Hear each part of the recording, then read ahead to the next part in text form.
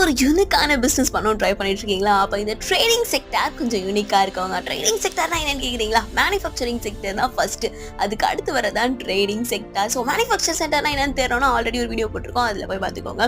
So ஒரு பொருளை manufacture பண்ணி வைக்கிறாங்க. ஃபார் எக்ஸாம்பிள் சொல்லணும் அப்படின்னா, இப்போ ஒரு ஷர்ட் மேனுஃபேக்சர் பண்ணுறாங்க அப்படின்னா அது வந்து ஒரு சூப்பர் சப்ளையர் தான் வந்து அது பல்காக வந்து வாங்கிட்டு போவார். அதாவது ஹோல்சேலருக்கும் மேலே இருக்கவர் தான் சூப்பர் சப்ளையர். ஸோ அதுக்கு அடுத்தது ஒரு ஹோல்சேலர் வந்து அந்த ப்ராடக்ட்டை அவருக்கு தேவையான அளவுக்கு வாங்குவார், அதை எடுத்துகிட்டு போய் ரீட்டைல் ஸ்டோர்ஸ்க்கு டெலிவர் பண்ணுவார். ரீட்டைலர்ஸ் எல்லாரும் கஸ்டமர்ஸ் கிட்ட டேரெக்டாக சேல் பண்ணுவாங்க. ஸோ இந்த ஒரு அழகான சர்க்கிள் ப்ராசஸை தான் வந்து என்னன்னு சொல்கிறாங்கன்னா ட்ரேடிங்னு சொல்கிறாங்க. ஸோ இந்த ட்ரேடிங் வந்து பிஸ்னஸ்க்கு ஏற்ற மாதிரி அடாப்ட் பண்ணிக்கும்.